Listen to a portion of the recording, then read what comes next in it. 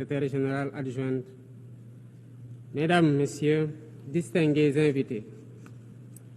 Avant tout propos, je voudrais saisir cette tribune pour saluer à nouveau la mémoire de mon compatriote, Amadou Makhtar Mbow, qui vient de nous quitter. Ancien directeur général de l'UNESCO de 1974 à 1987, il fut un homme d'État émérite et un fervent acteur panafricain de la lutte pour les indépendances. Je félicite M. Philomène Yang pour son élection à la présidence de cette Assemblée générale des Nations unies, ainsi que son prédécesseur pour sa contribution à la mise en œuvre de notre agenda commun. À travers vous, je formule mes vœux de succès dans la conduite de nos travaux. Je salue également l'engagement constant du secrétaire général Antonio Guterres, dont les efforts pour promouvoir la paix, la dignité humaine et le multilatéralisme sont plus que jamais nécessaires. Le Sénégal renouvelle son plein soutien à sa mission en ces temps de turbulence mondiale. En prenant la parole aujourd'hui, je suis habité d'une conviction profonde: l'unité dans la diversité est la clé pour garantir le développement durable et la dignité humaine pour tous, partout dans le monde.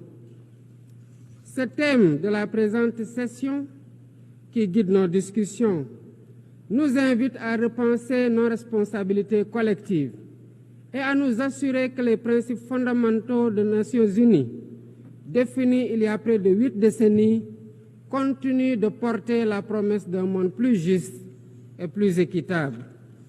Mesdames, Messieurs, nous vivons dans un monde troublé, où les principes de la Charte des Nations unies, qui prônent l'égalité, la justice et le respect des droits humains, sont chaque jour mis en mal. Les conflits s'étendent, les inégalités se creusent et les crises climatiques aggravent la vulnérabilité de millions de personnes à travers le monde. De surcroît, nous assistons à une remise en cause inquiétante du multilatéralisme, à un moment où l'humanité en a le plus besoin. Le monde doit se regarder en face, sans complaisance. Les valeurs que nous avons juré de défendre sont piétinées dans plusieurs régions du globe.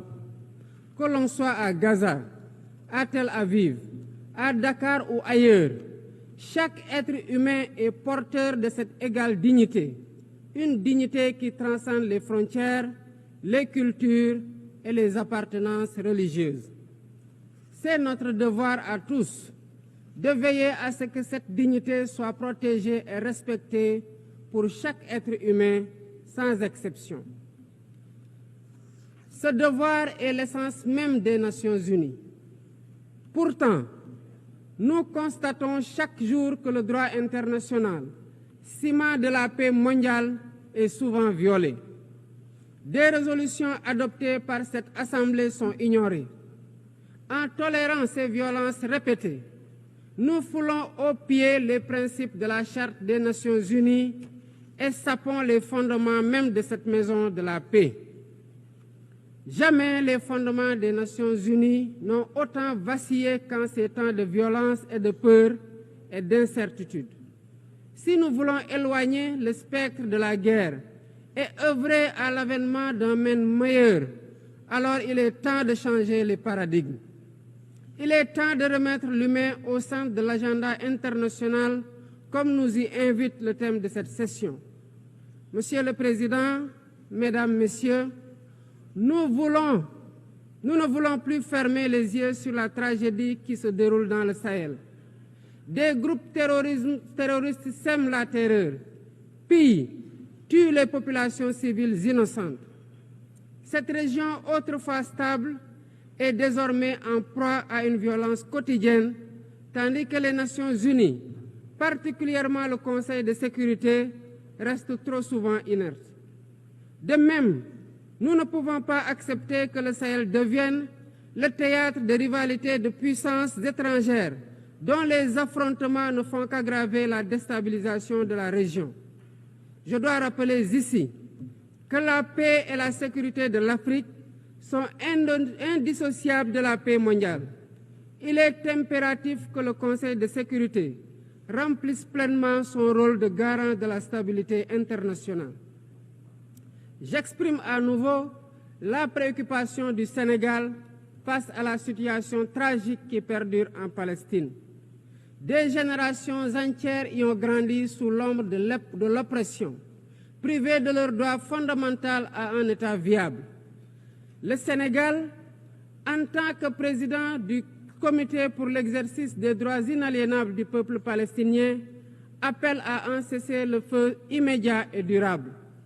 Nous réitérons notre soutien à la solution des deux États, avec Jérusalem-Est comme capitale de la Palestine, conformément aux résolutions pertinentes des Nations Unies.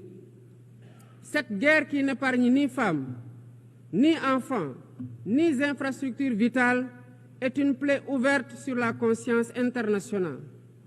Il est impératif que le droit international humanitaire soit rétabli dans toutes les zones de conflit et que les Nations Unies jouent pleinement leur rôle de médiateur et de garant de la paix.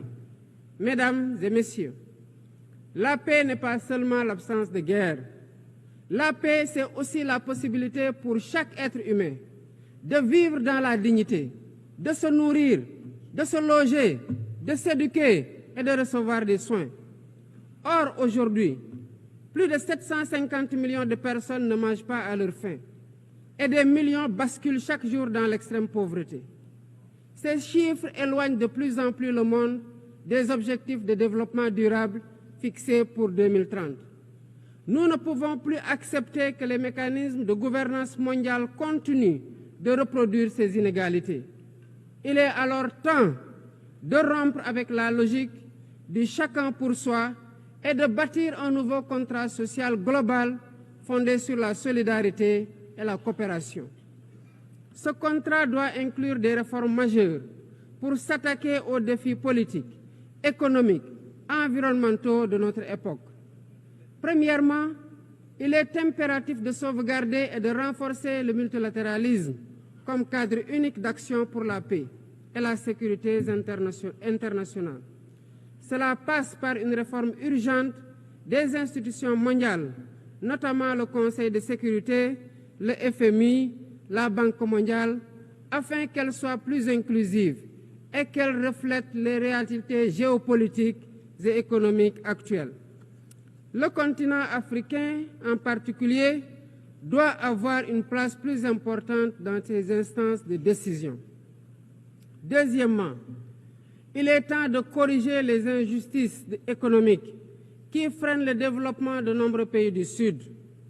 Le commerce illégal, l'évasion fiscale, les flux financiers illicites et les congés fiscaux abusifs ruinent les pays en développement, notamment en Afrique.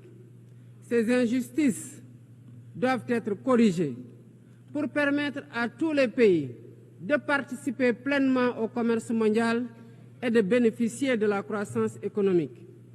Troisièmement, il est essentiel de garantir avec détermination et d'agir avec détermination contre le réchauffement climatique en respectant le principe de responsabilité commune mais différenciée.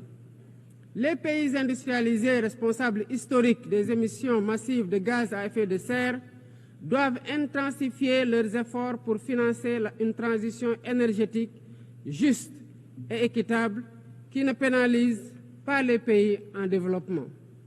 Nous devons impérativement protéger notre planète sans sacrifier les droits des nations les plus vulnérables à poursuivre leur développement. Quatrièmement, il est nécessaire de rompre avec toute tentative d'imposer des normes civilisationnelles unilatérales.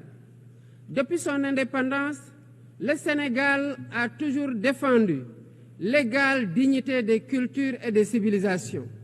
Et cette diversité doit continuer à être la base de la coexistence pacifique entre les peuples. Aucune nation ne devrait imposer aux autres ses pratiques ou ses valeurs comme normes universelles. Le respect des différences est le fondement de la stabilité et de la paix dans le monde. Mesdames et messieurs, le Sénégal est fermement engagé dans cette voie. Nous avons choisi de bâtir un État résolument tourné vers le développement durable avec des initiatives ambitieuses dans des domaines tels que les énergies propres, la souveraineté alimentaire et la gouvernance transparente. Mais nous savons que pour réussir, nous avons besoin de l'action collective et de la solidarité internationale. Aucun pays, aussi puissant soit-il, ne peut relever seuls les défis qui menacent l'humanité. Il nous faut donc agir ensemble, unis dans la diversité, pour construire un avenir où la dignité humaine est respectée, où la justice prévaut et où la prospérité est partagée. C'est par la coopération et le respect mutuel que nous surmonterons les crises qui secouent notre monde. Je vous remercie de votre aimable attention. On behalf of the